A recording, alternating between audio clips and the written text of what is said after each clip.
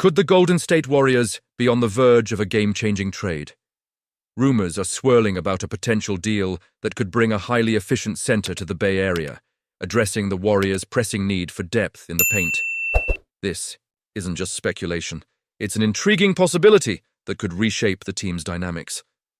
Imagine a player known for his incredible shooting percentage and defensive prowess joining forces with our core.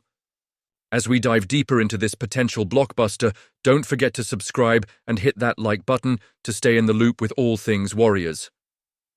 The Golden State Warriors are reportedly exploring trade options to address their current struggles this season. And one name that is emerging as a potential target is Daniel Gafford from the Dallas Mavericks. As a passionate fan of the Warriors, I can't help but feel a mix of excitement and uncertainty about this potential move. Gafford's efficiency on the court is hard to ignore. He's averaging 11.7 points per game with an astounding 70.5% shooting percentage. That's the kind of production that could really bolster our front court. Imagine Gafford in a Warriors uniform, providing not only scoring, but also strong defensive presence in the paint. He's not just a scorer. He adds 6 rebounds per game and is averaging 1.5 blocks this season.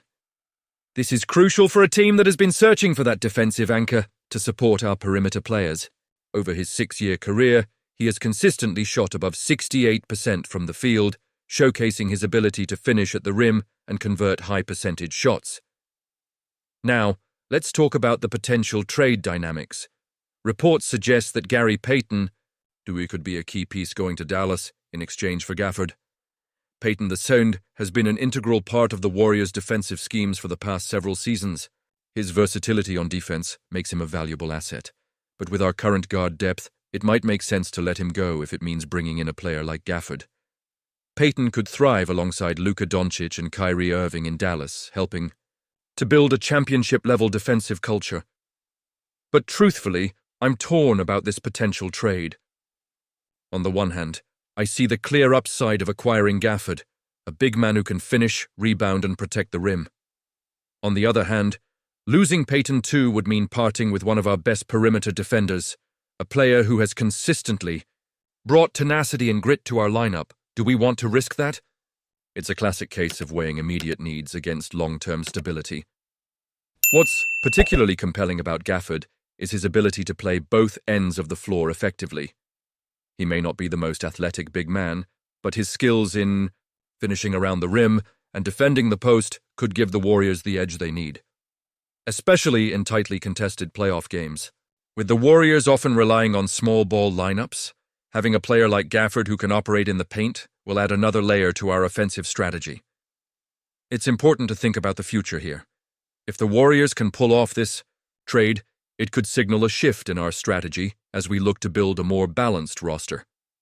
Gafford's presence could allow us to play with different lineups and create mismatches against opposing teams. And let's not forget, the Western Conference is incredibly competitive. We need every advantage we can get if we're serious about contending for another championship. And you, what do you think? Is giving up Payton II worth it to secure Gafford? I want to hear your opinions down below. Are you as optimistic as I'm about the potential of this trade? Or do you think we should hold on to our defensive stalwart? This is a pivotal moment for our team, and your thoughts matter. Let's engage in this discussion because every fan's perspective adds depth to our understanding of these moves. It's a tough time to be a Golden State Warriors fan, isn't it? After a promising 12-3 start, the team has spiraled into a 3-12 stretch that's left us all feeling a bit disoriented. We watch, we cheer, and we hope, but the reality of this season is setting in, and it's painful. Stephen Curry, our franchise cornerstone, is navigating this emotional roller coaster, and his recent comments make it clear something is off. He's always been so composed, so articulate when speaking to the media, but lately that's changed. The frustration is palpable. Remember that loss to the Miami Heat? Coming off a double OT game, they rolled in without Jimmy Butler and still took it to us. Curry looked defeated, almost lost. When he was asked how this gets better, there was no bravado, no confidence in his voice, just a resigned, "I honestly have no idea." That's not the Curry we know, and it's hard to watch. A few days later, we dropped another game to the struggling Toronto Raptors, and again, it was a gut punch. Curry's emotional journey has shifted from shock to acceptance, and it feels like he's starting to realize the harsh truth. He might not win another championship with the Warriors. Let's be real, the front office has failed to assemble a competitive roster around him. The missteps with James Wiseman and Jonathan Kuminga loom large. The Warriors have struggled to find that second star to support Curry, and despite the efforts to bring in some talent, they've come up short. It's frustrating because Curry is still playing at an elite level.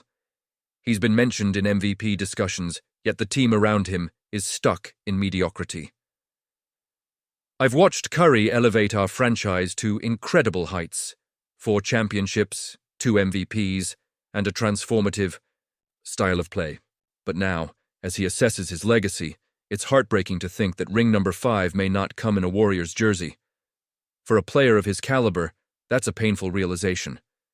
When you look at the greats, Kobe, Duncan, Magic, Curry's chasing a legacy that feels increasingly out of reach.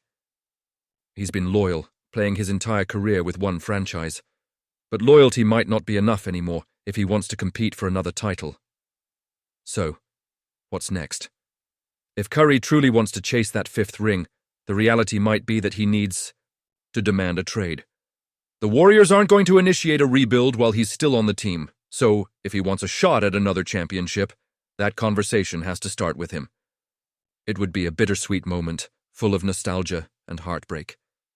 But can you blame him? He's still got plenty in the tank to contribute to a championship team. Whether as the best player or the second best, he can still make a significant impact. This isn't just about changing teams, it's about seizing the opportunity to win again. If Curry requests a trade, it will be because he believes he can still be part of a title-contending roster. But will he do it? I'm not sure. The bond he has with this franchise, the fan base, and everything they've accomplished together is strong. Yet, the reality is that he can't compete at the highest level with the current roster. As fans, we can feel the tension. This could become a pivotal moment for Curry and the Warriors. And you, what do you think? I want to hear your opinions down below. Do you believe that Curry should ask for a trade? Is this the right path for him? Honestly, I'm torn. This franchise has given us so much, but the thought of watching Curry pursue titles elsewhere is gut-wrenching. Make sure to like, share, and subscribe to stay updated on all the latest Warriors news.